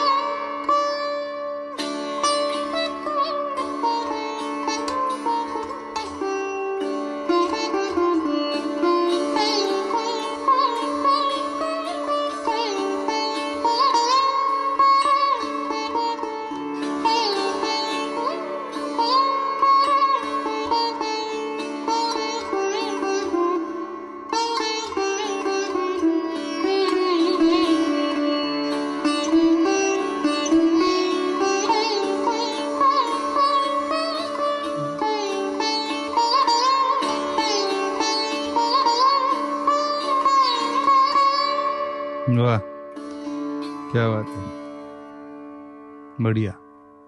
सध्या कल्याणी काय सध्या सतार रेकॉर्डिंग काम ह्याच्यामध्ये काय काय असाइनमेंट चालू आहेत किंवा कुठले प्रोग्राम्स पुढे बघायला मिळतील? सध्या तर मला एकतर वेगवेगळ्या जॉनरमध्ये सतार आजमावून बघायला आवडतंय. मला स्वतःला आजमावून सतार अर्थात ती उत्तमच वाजते, म्हणजे सतारीच्या बाबतीत तर काही मुद्दा नाही, माझ्याच बाबतीतला मुद्दा आहे. पण मला मजा येते वेगवेगळ्या जॉनर्समध्ये वेगवेगळ्या संधींना त्याच्यामध्ये उतरायला, त्याच्यामध्ये वादन करून बघायला. मग अर्थात मी जसं म्हणलं तसं क्लासिकल म्युझिक तर आहेच आहे, म्हणजे तो माझ्यासाठी पाया आहे महत्वाचा. पण त्या व्यतिरिक्त मध्यंतरी मी खास म्हणजे मी तसं तुला म्हणलं की कुठेतरी एक दुवा खूप छान साधला जातो, अभंग, नाट्यपद आणि ठुमरी असेल, की ज्याच्यामध्ये पूर्ण लाईट नाही आणि थोडा क्लासिकलचाही भाग लोकांपर्यंत मला पोचवता येतो. आणि अर्थात ते सतारीच्या माध्यमातून तसं फारसं कोणी केलं नाही, त्याच्यामुळे त्याची एक वेगळी मजा आहे त्या टोनमुळे, सतारीच्या टोनमुळे. तर ते प्रयोग मी सध्या करतेय. स्वर सितार ह्या नावाच्या प्रोग्राममध्ये हे सगळे प्रयोग होत आहेत. आणि त्या व्यतिरिक्त मी सतार शिकवते पण. मला आणि असं वाटतं की शिकवण्याच्या वरून मी सांगू शकते की जे काही माझ्याकडे आता स्टुडंट्स आहेत, बरेचदा असं होतं की ज्यांची अजिबातच काही म्युझिकल बॅकग्राऊंड नाहीये, पण एक मी निमित्त होऊ शकले की त्यांच्या आयुष्यात एक सतार नावाची गोष्ट आली, आणि माझ्या निमित्ताने किंवा तो एक मी रिवॉर्ड समजते मी स्वतःला, की त्या निमित्ताने ते वेगवेगळ्या क्लासिकल म्युझिकच्या कार्यक्रमांना जायला लागलेत. की एक ॲटलिस्ट दरवेळेला परफॉर्मर झालंच पाहिजे असं नसतं, पण तुम्ही एक छान कानसेन झालं तरी हे खूप पोच पावते माझ्यासाठी ती. आणि अर्थात मग ही गोष्ट आहे की मी एक छोटीशी झलक दाखवते की हे असं आहे, पण ह्याच्याहून अजून खूप मोठं आकाशगंगा आहे ती अख्खी, आणि त्याच्यामधले तुम्हाला आवडणारे जे तारे आहेत, मोठे आर्टिस्ट आहेत, तर ते तुम्ही तुमचे शोधा, तुम्ही एक्सप्लोर करा. तर त्यामुळे माझ्याकडे बरेच जे काही शिकायला येतात स्टुडंट्स, तर त्यांना मी अगदी मय्यर घराण्यापासून इटावा जे सितारमध्ये घराणी आहेत, तर ह्या सगळ्यांचं मी आवर्जून ऐकायला लावते त्यांना. कारण का प्रत्येकाचं आवड, प्रत्येकाची एक टेस्ट स्वतःची असते आणि ती जपली पाहिजे असं मला खूप वाटतं. आणि तेच गाण्याच्या बाबतीत आहे, क्लासिकल म्युझिक ओव्हरऑल त्या बाबतीत आहे. तर हा एक माझा एक शिकवण्याच्या बाबतीतला एक छोटा प्रयत्न. तर त्याच्यामध्ये वयाचं काय बंधन आहे, किंवा असं काही आहे का की खूप लहानपणीच शिकलं पाहिजे? नाही, असं काही नाही. म्हणजे खरं तर मीच स्वतः बरीच उशिरा खरं तर चालू केली, शिकण्यासाठी सुरुवात केली. पण साधारण 7 ते 8 वर्षानंतर तुम्ही सतार शिकू शकता अगदी छान. म्हणजे तोवर अगदी त्याच्या अलीकडे थोडीशी, म्हणजे एक बोट ही थोडी नाजूक असतात मुलांची, त्याच्यामुळे वाद्य थोडंसं जड आहे वाजवण्यासाठी, अवघड आहे. पण 7 ऑनवर्ड्स, म्हणजे माझ्याकडे आता 7 ऑनवर्ड्स कधीही तुम्ही चालू करू कधी शकता. अगदी, म्हणजे माझ्याकडे यंगेस्ट स्टुडंट 75 इयर्स ओल्ड आहे. त्याच्यामुळे मला मी अगदी ठामपणे सांगू शकते की त्याला काही बंधन नसतं वयाचं. क्या बात आहे. कॉन्सर्ट्स दिवाळी पहाट आहेत माझे, पुण्यामध्ये कार्यक्रम आहे, पंढरपूरला आहे, आणि नंतर युरोपमध्ये परफॉर्मन्स आहेत. अशा आहेत गोष्टी, जशा येतील तशा एन्जॉय करत जायचं प्रवास. क्या बात आहे. आणि पुढच्या मैफिलीसाठी आजची मैफिल थांबवणं गरजेचं आहे. खरं तर खूप मजा येते ऐकायला, शिकायला मिळते, आणि तू खूप चांगलं सांगतेस. जे तू काल मला म्हणत होतीस की मला बोलता येत नाही, तर ते तू खोडून काढलेलेस. आय थिंक तू खूप सुंदर एक्सप्लेन केलेस. नाही, मी खूप प्रयत्न केलाय, कारण का विषयच इतका जड आहे ना. अगदी. की म्हणजे तसा जड आहे, तसा सोपा पण आहे, सगळा आपल्या जवळच आहे, पण ते मांडणं मी प्रयत्न केलाय. पण फारच छान वाटलं आणि thanks a lot. Thanks to you. पण आपण शेवट सतारीने करणार आहोत, नक्की त्यामुळे नक्की. आपलं बोलून झालं की तू डायरेक्ट सतार घे आणि मग आपण राम राम करूया. नक्की नक्की. आणि मला तेच म्हणायचं की थँक्स टू यू, इतका छान पॉडकास्टची एक अपॉर्च्युनिटी मला दिलीस. आणि त्यानिमित्ताने असे बरेच मुद्दे असतात की जे मनात असतात आर्टिस्टच्या, पण एक व्यासपीठ लागतं जरा व्यक्त व्हायला. आणि खूप मजा आली आज. थँक्यू. थँक्यू.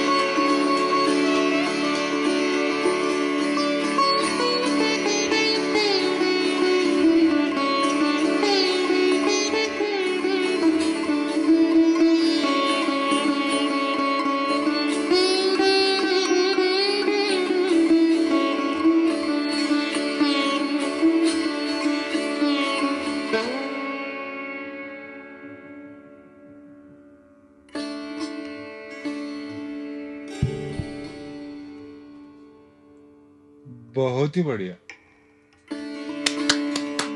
अरे मध्ये मध्ये हे टाळा वाजवायची इच्छा होती रा माझी.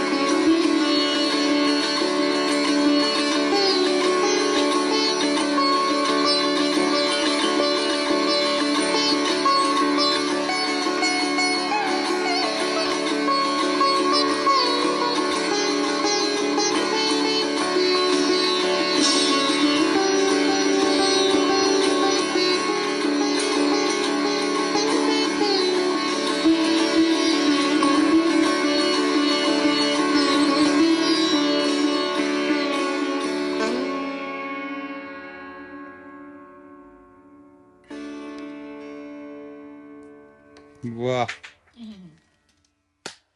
फारच भारी.